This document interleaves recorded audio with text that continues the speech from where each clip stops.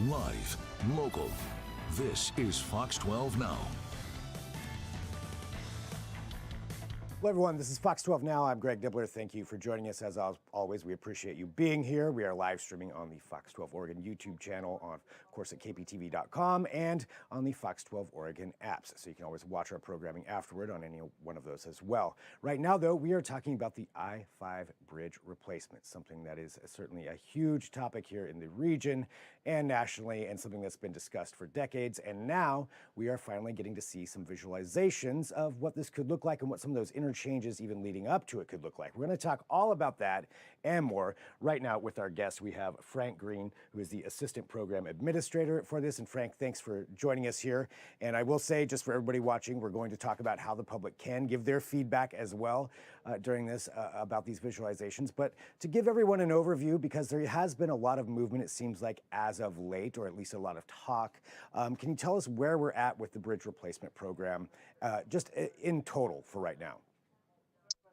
Yeah, well, thank you for having me, Greg. I think this is a great opportunity for us to get the program message out there. So the IBR program did publish our draft supplemental environmental impact statement, which is a very inclusive document that talks through all of the potential benefits and impacts that the program will have as we need to construct it.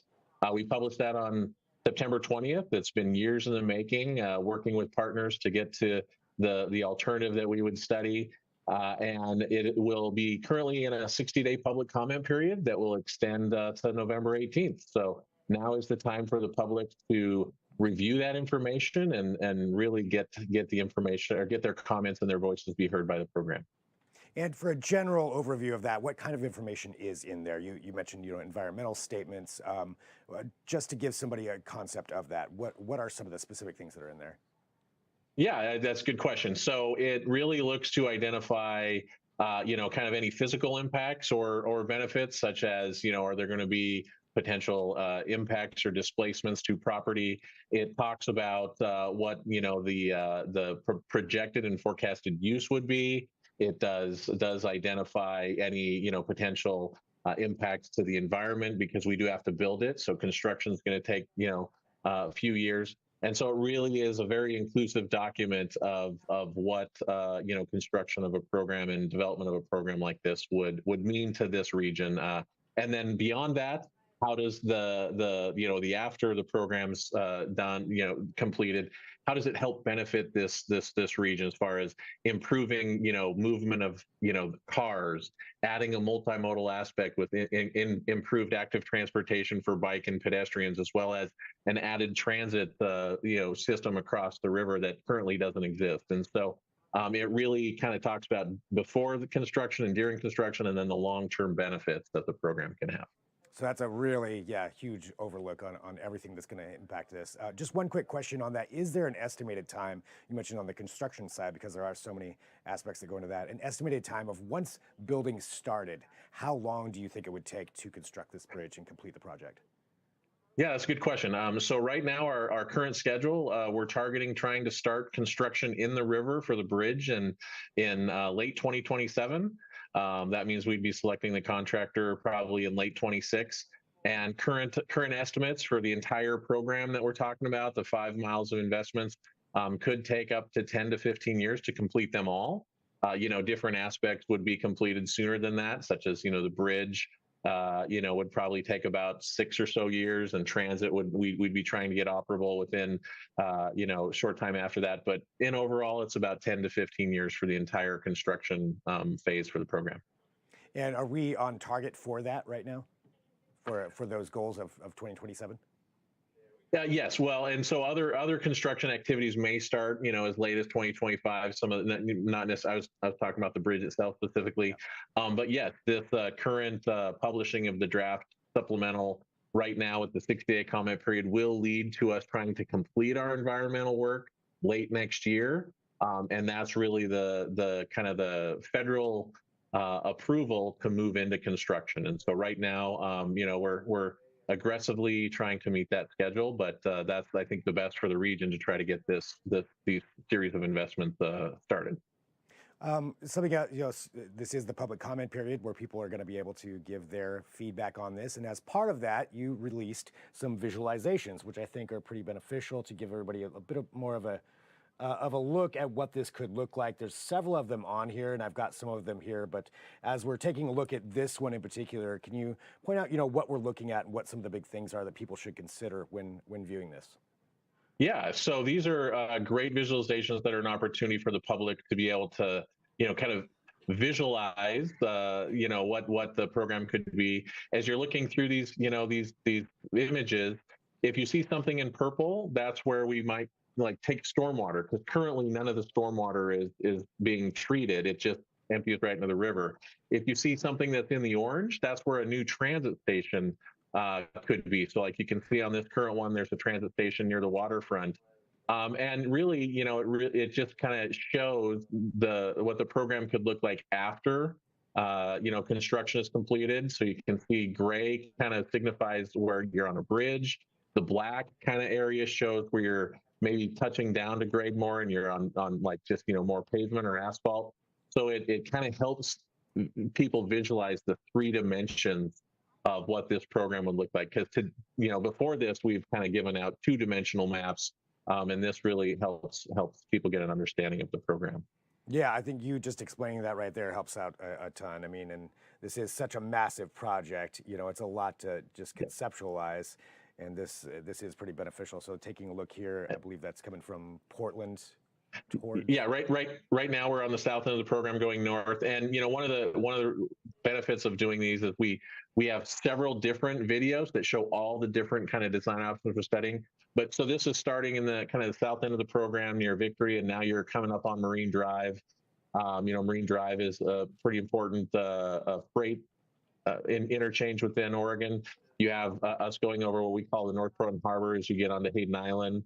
And I think this specific one of the videos will show what we're calling a configuration that's a single level bridge. So you can see all modes with active transportation on the right side of the bridge, the northbound lanes there on kind of that right bridge. Then on the left bridge, you see southbound and the extension of the Mass Light Rail Transit into Vancouver. And as you're getting here into Vancouver, a rebuilt SR14 interchange with kind of a transit station to the left there, and really kind of showing the extent of how far we're extending light rail to right around Evergreen in Washington. And so these are just, like we said, a great I think tool for people to see what the program investments that we're proposing are. Yeah, absolutely. To get that idea there of what it would look like. Now, with these different designs, what is the process going to be to actually officially choose one of those, or is that part of this process that people can give their feedback on? Yeah, I think that's one of the key things we want to get some input from the public and the community on. There are several opportunities. We have a series of public hearings and open houses. There's one tonight and one Thursday in Washington and Oregon, and we have a series of virtual public briefings on the 26th from noon to 2:30, and on the 30th. Those are opportunities for the public to weigh in on what they like about certain elements of the program, what they may have concerns about, so that we can combine those comments. We will address every public comment we get, and it's not only at these public hearings that people can give us comments. They can go on our website, they can email us, they can call us, they can send us, mail. We want to get comments from the public so that it helps the regional partners make decisions on some of these design options that are still available as we move forward into next year, trying to finalize the environmental work. Something that you did mention earlier was the eminent domain questions, which could happen obviously on a construction project like this. So depending on which bridge ends up getting chosen, which style, could that still change some of those eminent domain issues that you may face? Yeah, good question. The document does identify potential property impacts.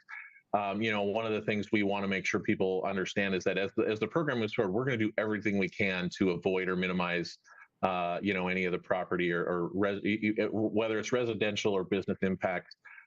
If we're not able to avoid it, though, we will work with the owners to do everything we can as soon as possible to ensure that we're able to address those impacts and work with them to potentially relocate. We have a process we have to go through that's called the Federal Uniform Act. That is something that we have to finish our environmental document late next year before we can start some of that process.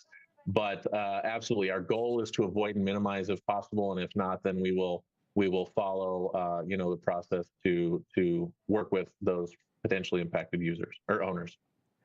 There's obviously a lot of different concepts in here, a lot of things to take in as people are watching these visualizations. But from your standpoint, what do you think are the most important things that the public should be considering while looking this, and the feedback that you're really looking for from ordinary people out there who are watching this?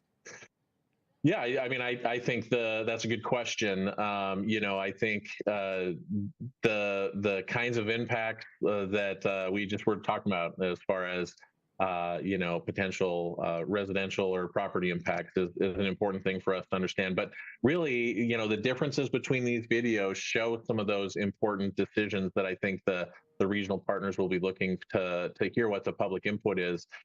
Such as, what is the bridge? Is it a stacked bridge? Is it a single level bridge? Are there some of the investments for all of the interchanges that are in there? Really the configuration. So I think, people may have a lot of different things that they want to comment on, but we're going to respond. It's a requirement of this process that we will respond to every comment we receive as we go through our final work. And I just want to encourage people to give any comments, to participate and make sure their voice is heard. Great. Well, I mean, I like looking at this because I am not an engineer or a designer or somebody in construction. So to me, that part wouldn't make sense. But looking at this makes a lot more sense because I can actually visualize it as you can there, and actually understand where some of those impacts are and what some of those different choices are to be made. A lot there to decide upon. And just to remind everybody again, do you mind letting them know when those public hearings are and where they can go leave their comments online?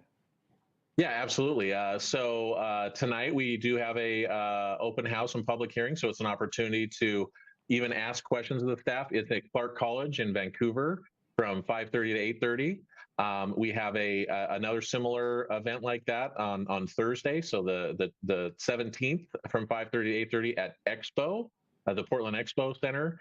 And then we also have two virtual hearings that'll be coming up on Saturday, the 26th, in case people don't have an opportunity with work and they still want to give their comment to be heard, as well as on the 30th. You can go to our website, interstatebridge.org /draft SEIS, to see the document and to see all the ways that you can provide us your comment. Well, thank you so much for having some time to join us to talk about this, and get this out there for everyone and explain that a little bit more for people who are going to be watching this and providing their feedback for whatever that may be. And, I hope we can stay on that schedule. Obviously, the bridge needs replaced no matter what your viewpoint is. So hopefully we can come to a consensus on something there and follow that timeline. But thank you very much, Frank, for having some time to talk to us today. I really appreciate it. Well, thank you very much too. We definitely like the opportunity to make sure people hear how they can make a difference on the program. So we appreciate this. Absolutely. And for everybody who's watching, again, thank you for joining us here. This is Fox 12 Now. We are live streaming here out of the Fox 12 Oregon newsroom every weekday starting at 1 p.m. We get to have a little bit of a longer segment than maybe you're typically used to, so we appreciate it when we have people like Frank who can join us. Coming up at 1:30 p.m., we're going to talk about something else regionally, and that is Taste of the Gorge. This is an opportunity to download a digital passport and go explore some places in the Gorge. I believe it's 70-some businesses involved. We're going to find out more about that at 1:30. And if there's breaking news, we'll have that as well. So if that ever happens between 1 p.m. and 4 p.m., this is the place to go. But I'll sign off for now. I'll talk to you soon. I'm Greg Nibbler. This is Fox 12 Now.